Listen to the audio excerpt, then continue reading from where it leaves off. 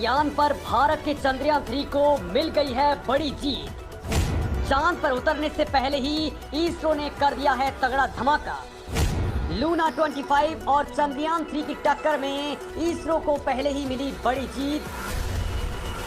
जी हां दोस्तों, असली खेल हो चुका है। दोस्तों, दुनिया मान रही थी कि भारत का चंद्रयान 3 बाद में लैंड करेगा, लेकिन अब जो खबर आ रही है वो पूरी दुनिया को हिला करके रख देगी, क्योंकि दोस्तों हमारा यान हर हाल में जीतने वाला है और ये बात अब आपके सामने पूरी तरह से साबित भी होने वाली है।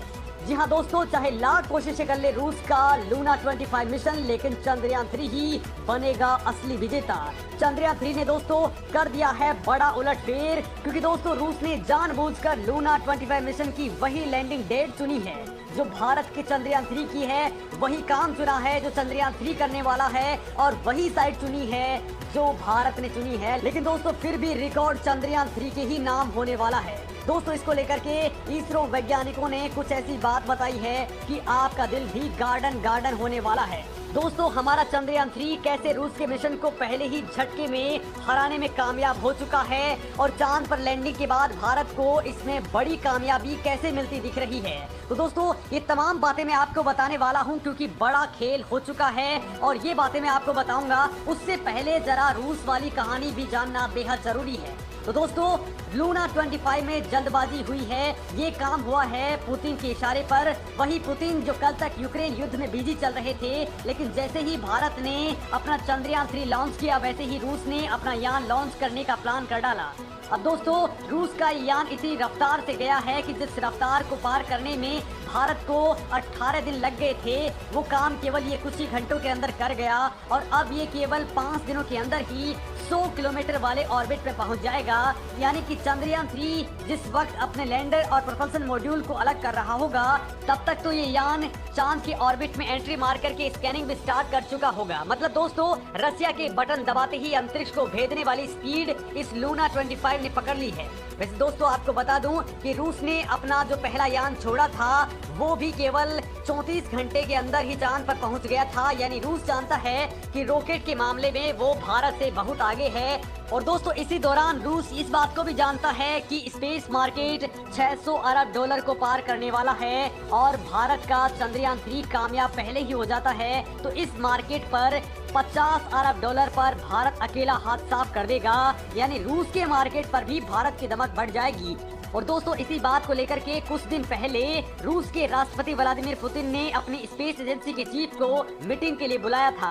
तब दोस्तों उस मीटिंग में पुतिन ने उनसे पूछा था कि चांद पर मिशन क्यों लॉन्च नहीं कर रहे हो, क्यों देरी हो रही है। जवाब में दोस्तों रोसकोसमोस के चीफ ने कहा था कि अभी चांद पर जल्दबाजी ठीक नहीं है, यान नाकाम हो सकता है। तब उन्होंने कहा था कि यान की लैंडिंग पॉसिबिलिटी केवल 70% है। मतलब दोस्तों ये यान 30% असफल भी हो सकता है। लेकिन इसके बाद कुछ एक्सपर्ट ने कहा कि ये यान केवल 50% ही सफल हो सकता है, 50% की पॉसिबिलिटी असफल होने की रहेगी। दोस्तों रूस के एक्सपर्ट्स ने पुतिन को पिछले 2 मिशन के बारे में भी आगाह किया था, क्योंकि 1996 और 2011 के अंदर रूस 2 मिशन में नाकामयाब हो चुका है। क्योंकि दोस्तों 1996 और 2011 में रूस 2 मिशन लॉन्च कर चुका है और दोनों में ही नाकाम रहा था। 1959 में लूना 1 लॉन्च किया गया, हालांकि वो भी तकनीकी खामी के कारण पूरा नहीं हो पाया। और इसके बाद में दोस्तों 1959 में ही लूना 2 और लूना 3 लॉन्च किए गए और दोस्तों ये मिशन जरूर तस्वीरें खींचने में कामयाब रहे। इसके बाद रूस ने ताबड़तोड़ मिशन लॉन्च किए, लेकिन रूस को 14 बार नाकामी हाथ लगी है। वैसे दोस्तों चांद पर नासा भी 26 बार फेल हो चुका है, तो वहीं रूस 47 साल पहले आखिरी मिशन लूना 24 लॉन्च कर चुका है जो चांद पर उतरा था। इसके बाद में दोस्तों अब ये लूना 25 लॉन्च हुआ है, जिसकी प्लानिंग 1990 के अंदर ही बन गई थी। यानी ये बहुत लंबा टाइम हो चुका है।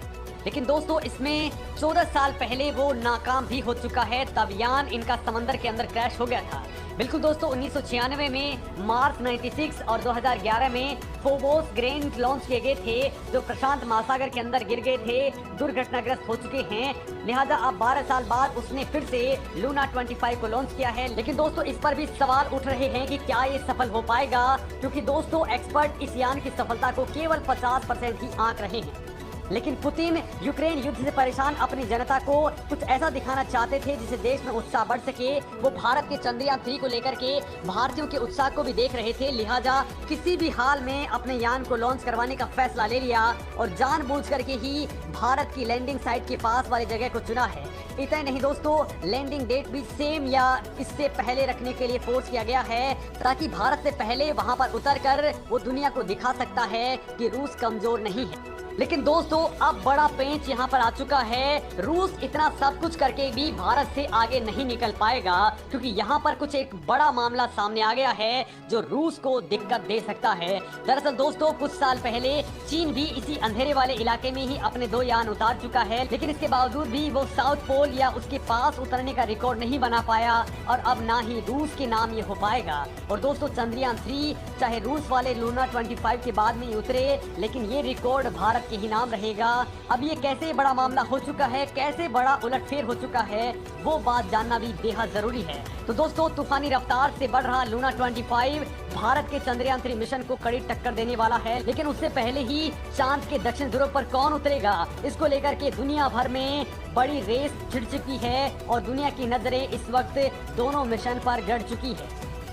दोस्तों रूस वाला मिशन केवल 5 दिनों का सफर तय करके चांद पर पहुंच जाएगा। वहां 100 किलोमीटर वाली कक्षा के अंदर ये 5 से 7 दिन बिताने के बाद चांद की सतह पर उतरेगा।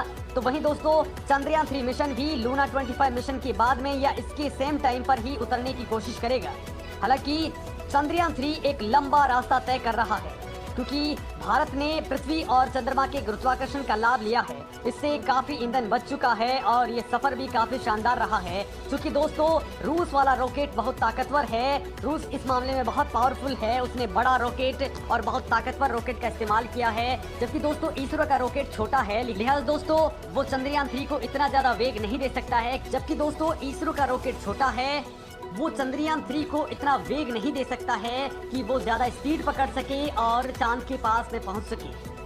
वहीं दोस्तों ज्यादा ताकतवर और बड़ा रॉकेट खर्चीला मामला भी होता है, तकनीक भी तगड़ी होनी चाहिए और भारत ये मौका नहीं गंवाना चाहता था, लिहाजा भारत ने छोटे रॉकेट से ही मौके पर चौका मार दिया, सीमित और सस्ते संसाधनों में चांद पर खेल कर दिया है और तब भी दोस्तों इसकी सफलता दर 100% बताई जा रही है, यानी कि असली खिलाड़ी भारत ही है।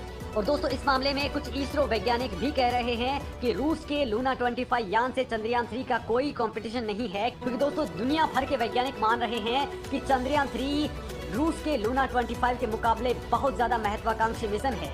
रूस लाख कोशिशें कर ले तब भी वो चंद्रयान 3 का मुकाबला नहीं कर पाएगा। दोस्तों चंद्रयान 3 के मुकाबले रूस के यान पर कई गुना ज्यादा बजट खर्च हुआ है। लूना 25 की लॉन्चिंग में ही 160 मिलियन रुपए खर्च हुए हैं। वहीं इसरो ने इस पूरे के पूरे मिशन पर ही 615 करोड़ रुपए खर्च किए हैं, जिसमें बड़े बड़े फ्लाईओवर्स तक नहीं बन पाते हैं। इतने कम बजट में ही इसरो चांद के उस हिस्से में जा रहा है जहां दुनिया का कोई भी देश आज तक नहीं पहुंच पाया है। इसके अलावा दोस्तों इसरो का मिशन महज 3 साल में प्लान किया गया है, जबकि रूस ने अपना लूना 25 मिशन 1990 के दशक में ही प्लानिंग और इसकी प्रोसेस को स्टार्ट कर दिया था।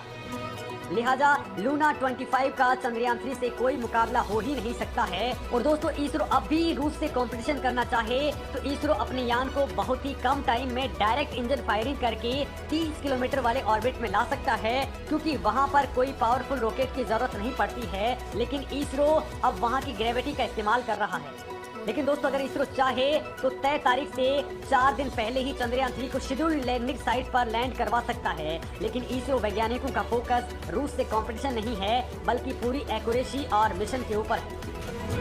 दोस्तों रूस ने अपने यान को लॉन्च करने के लिए बहुत ही पावरफुल रॉकेट का इस्तेमाल किया है, जो सीधे पृथ्वी की कक्षा में उपग्रह को ले जाकर के चांद की कक्षा में एंट्री करवा सकता है। आज की डेट में वैसी तकनीक इसरो के पास में नहीं है, लेकिन इसरो ने इसका तोड़ निकालते हुए चंद्रयान 3 को स्लिंग शॉट मैकेनिज्म के तहत पहले धरती के गुरुत्वाकर्षण की मदद से पृथ्वी की परिक्रमा करवाते हुए कक्षा के अंदर पहुंचाया। उसके बाद चांद की कक्षा में आखिरी ऑर्बिट तक इसे पहुंचा दिया है। इससे बहुत सारा ईंधन बच चुका है और दोस्तों इसमें टाइम जरूर लगा है, लेकिन मिशन को कोई नुकसान नहीं हुआ है और ये इसरो के वैज्ञानिकों की तगड़ी उपलब्धि है। बड़ी बात तो ये है कि दोस्तों कि इस बार जिस सटीकता से मिशन को अंजाम दिया गया है वो निश्चित तौर पर चांद के दक्षिण ध्रुव पर लैंड करके ही रहेगा। दोस्तों इसरो ने सबसे पहले दुनिया को बताया है कि चांद पर बर्फ जमी है और अब चंद्रयान 3 का मकसद भी वही ऑक्सीजन और पानी की खोज है और यही मकसद लूना 25 का भी है। लेकिन दोस्तों रूस को ये अभियान करने में 40 साल लग गए, तो इसरो ने केवल 3 साल के अंदर ये कामयाबी गेन कर ली है। दोस्तों चंद्रयान 3 में एक लैंडर, रोवर और एक प्रपल्सन मॉड्यूल लगा है, तो वहीं लूना 25 में रोवर नहीं है। अब अगर रूस का मिशन भारत से पहले भी लैंड हो जाता है तो दक्षिण ध्रुव पर रोवर चलाने वाला पहला देश भारत ही बनने वाला है। हालांकि दोस्तों रूस वाला यान जहां 1 साल का मिशन है, तो दोस्तों वहीं भारत का चंद्रयान केवल 14 दिनों तक ही चांद के ऊपर रहेगा। लेकिन दक्षिण ध्रुव के नजदीक भारत का यान ही है। रूस का यान भारत से 118 किलोमीटर की दूरी पर लैंड करने वाला है। और बड़ी बात यह है कि दोस्तों भारत इस वक्त चांद पर धमक मचा रहा है, पूरी ट्रैकिंग कर चुका है और दोस्तों लैंडिंग को लेकर के दुनिया भारत के यान की ओर देख रही है।